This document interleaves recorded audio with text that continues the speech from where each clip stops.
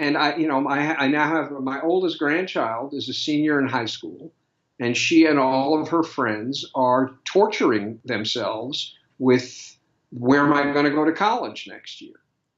A, where do I want to go? And B, will I get in? Yep.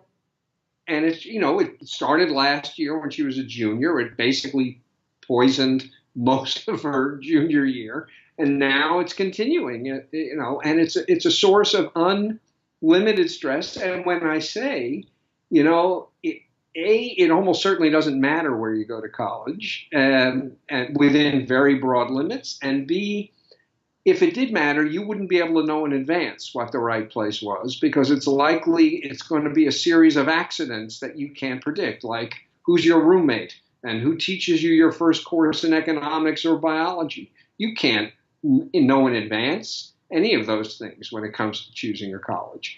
So they think there's a problem they have. A, they think they have a problem, which they don't.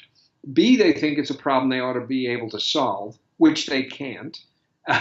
And then C, when they finally do make a choice, they're looking around, second guessing themselves, wondering if their friends were going to different schools or having a better experience than they are, and that kind of poisons their own sense that there's a lot that's rich in the place they're at. So I'm watching this happen, and when you tell people, young people, and parents with incredible ambition for their children, that you need to impose limits, they look at you like you've lost your mind. As a professor at one of the best universities in the US, what would you say to a parent whose bright child failed to get admitted to a prestigious US university?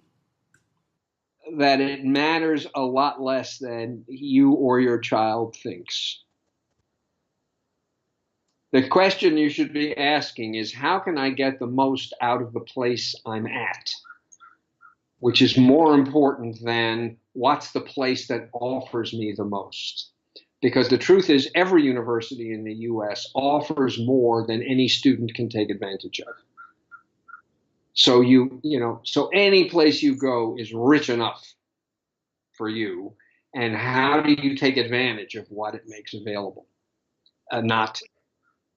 So that's the hard question. How do you create a child who goes to university with great enthusiasm and open arms and just wants to inhale everything wonderful that's there, because there's going to be more there than your child will be able to take advantage of.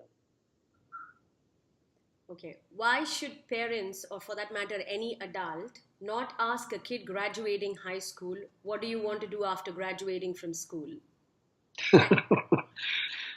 Because the kids don't know. And it puts enormous pressure. It creates, I think, in kids the sense that they should know. This is a question they should know the answer to. And I think it's probably a mistake to force real children to make life commitments to life plans before they know much about what life is. It's hard to resist. I try to ask, what are you interested in? Not what's your plan for the future. I don't ask what's your plan for the future until kids are seniors in college, and I'm a little reluctant even then to ask that question, because I don't think that many of the students I taught knew the answer when they were finishing college. They certainly didn't know the answer when they were starting college.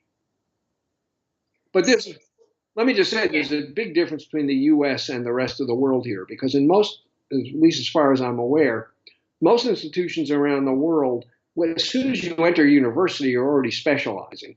So they are asking 17-year-olds to know that they want to be lawyers or engineers or doctors. And I think this is one thing that the US really has right in not insisting that kids know at that age what they want the rest of their lives to look like. So we give them another 3 or 4 years to, sort of play around and figure it out. And they still don't know when they're 21, but they certainly don't know when they're 17. So ask what you're interested in, rather, if you feel compelled to ask. Yes. That seems like a less weighty question.